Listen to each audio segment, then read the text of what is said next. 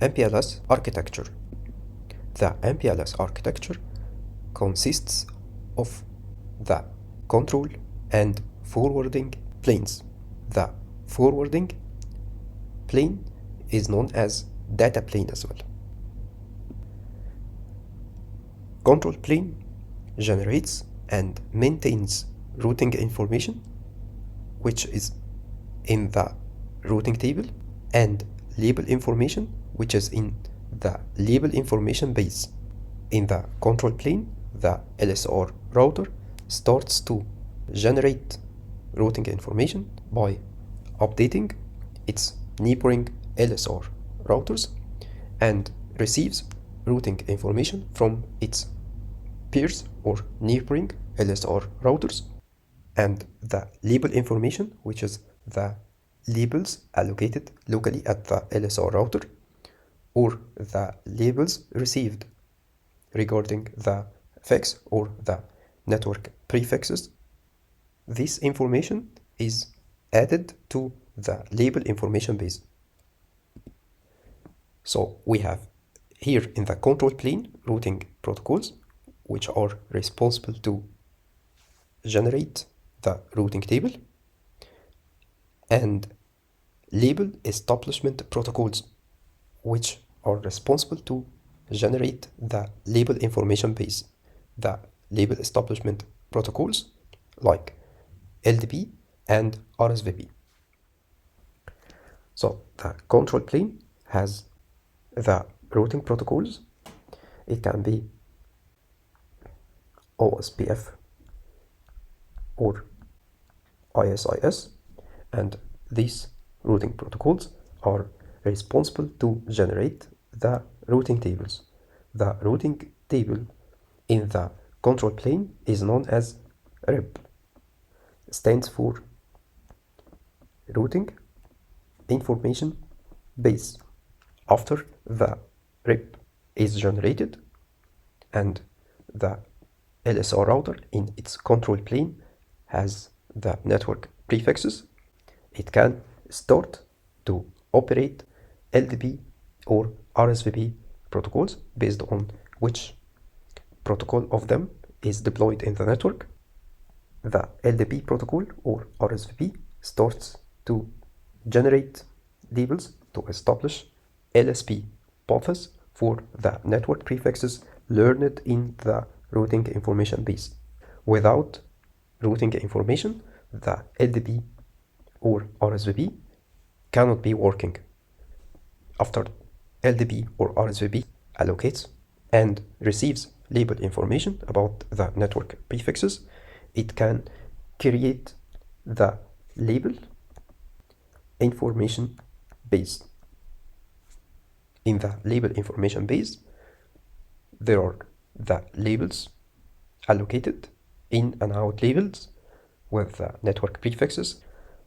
All of these are inside the control plane. The forwarding plane or the data plane forwards IP packets and MPLS labeled packets based on FIB or forwarding information base and LFIB or label forwarding information base tables, respectively. The IP packets are manipulated inside the FIB. The MPLS labeled packets are manipulated inside the LFIB or label forwarding information base.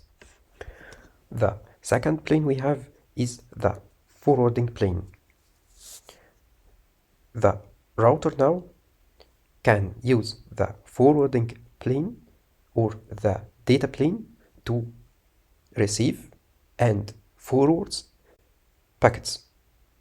It can receive and forwards IP packets or MPLS labeled packets from the RIP routing information base in the control plane.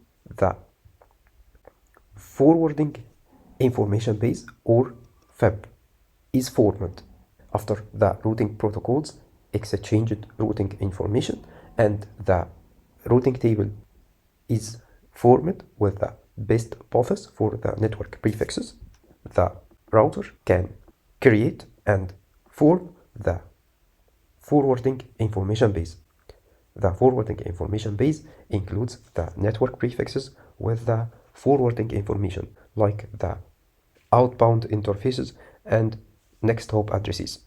The forwarding information base is used to forward the IP packets. In the control plane, we have the label information base. With the label information base, the label forwarding information base can be generated, and the label forwarding information base is inside the forwarding plane as well. The label forwarding information base includes the network prefixes or fix with the in-out labels and the out interfaces and next hop addresses. Now, with the forwarding plane can receive data traffic and forwards this data traffic on the proper interfaces. This received data traffic can be IP traffic, and the sent data traffic can be also IP. In this case, the forwarding information base is used.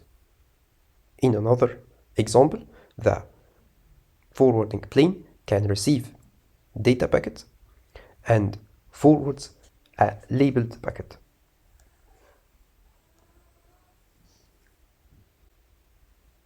The label forwarding information base is used to forward the packet with a needed label.